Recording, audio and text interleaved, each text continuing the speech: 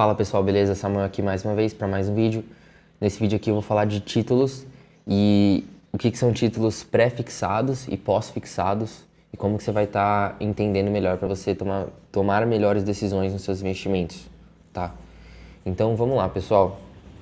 Eu vou falar sobre alguns pontos aqui que eu até anotei, que seriam os títulos pré-fixados, os pós-fixados, o que são eles, quais são as diferenças deles, a taxa Selic, o CDI e o IPCA, tá? Então, eu vou falar rapidinho aqui sobre o que é a taxa Selic, o CDI e o IPCA. Então, basicamente, a taxa Selic e o CDI, eles são a taxa base de juros do país. Então, por exemplo, assim, você tem um investimento que paga 100% do CDI, que seria 10% ao ano no dia de hoje, né? Isso daqui é a taxa de juros do país. Então, o Banco Central ele vai fazer toda uma gestão econômica do país e aí eles decidem quanto que naquele momento da economia do país está valendo, né, a taxa Selic e CDI. É praticamente a mesma coisa os dois, porque não muda quase nada. Então, a gente pode falar que o Selic e o CDI são a mesma coisa, porque não faz praticamente nenhuma diferença. E aí, o IPCA é a inflação. Então, ele é tipo o medidor de inflação do país. Então, quanto maior a inflação, maior os juros, quanto mais baixa a inflação, menor a taxa de juros. E aí a taxa de juros cai, é melhor para o país, mas para os investidores não, porque eles não vão se beneficiar tanto, porque eles não vão ganhar tanto com isso, certo? Então, quanto maior a inflação do país, mais os ricos conseguem se beneficiar e mais os pobres, eles se depreciam, digamos assim, né? Mas o ideal mesmo é que um país ele tenha a taxa de juros baixa, para que o país ele consiga prosperar mais, né? Então, beleza. Falei da taxa Selic e o CDI. E aí o IPCA também, que é a inflação, né? E aí a gente vai falar sobre o pré-fixado e o pós-fixado, tá? Então é o seguinte, um título pré-fixado é um título que você já sabe exatamente quanto você vai ganhar no final desse investimento. Então você tem, por exemplo, você vai lá no banco, por exemplo, qualquer banco que está emitindo para você um CDB de liquidez diária ou algo assim. Você tem, você tem um CDB de vencimento de 5 anos, por exemplo. Então a gente está em 2023, vai vencer lá em 2028. Então você tem um CDB pré-fixado para daqui a 5 anos. O pré-fixado seria você saber exatamente quanto que você vai ganhar no final desses 5 anos. Então não importa o que aconteça, pode subir a inflação, pode cair a inflação, a taxa Selic pode estar lá em cima, pode estar lá embaixo, não importa. O pré-fixado você vai saber exatamente quanto você vai ganhar, perdão. Então ele é fixo 100%, tá? E aí você tem o pós-fixado, que seria, por exemplo, de acordo com a taxa CDI e a Selic que eu já expliquei agora, né? Que é a taxa de juros do país, que ela varia. Então, em determinados momentos ela sobe e em determinados momentos ela desce.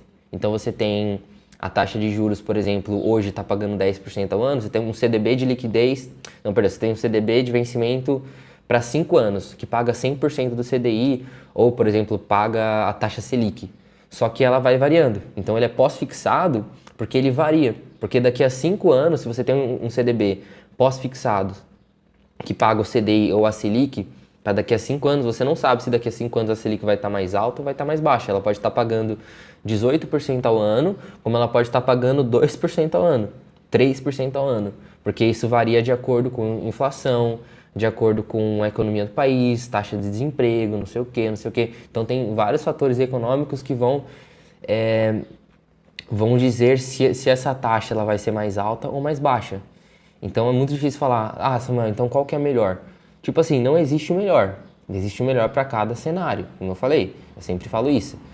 O pré-fixado, você sabe exatamente quanto você vai ganhar. Por exemplo, assim, digamos que você vai estar recebendo 10% ao ano e daqui 5 anos nos juros compostos você vai ter feito 50%, até mais por causa dos juros compostos, né? Do seu patrimônio. Só que isso pode ser ruim caso a taxa Selic suba e aí você vai deixar de ganhar mais. Você não vai perder, mas vai deixar de ganhar, né? Agora, se a Selic cair, vai ser benéfico para você porque você vai estar garantindo aquilo no pré-fixado, né? E a Selic vai estar pagando menos. Isso se você não tiver no pré-fixado. Então você tem essa garantia. Agora no pós-fixado, mesma coisa, pode ser bom ou ruim, porque ela pode subir muito e você ganhar muito, ou ela pode cair e você não ganhar nada. Então o ideal é que você faça a sua análise de acordo com o que você tem para investir, para você ver se vale a pena você investir no pós ou no pré-fixado. certo? E aí por isso que você tem que analisar todo o fator econômico aí do país para ver se as probabilidades vão ser que vão aumentar ou vão diminuir a taxa de juros base do país, certo? Então isso tudo aí depende da inflação, que é o IPCA, né? E é basicamente isso. Então, toda vez que você for investir num título, por exemplo, você está lá no Banco Inter, está lá, enfim, em algum banco aí que emite esse título para você. Você tem um CDB pré-fixado. O CDB pré-fixado é o CDB que você sabe exatamente quanto que ele vai pagar, pode ser 12% ao ano, exatamente no fim do vencimento, né?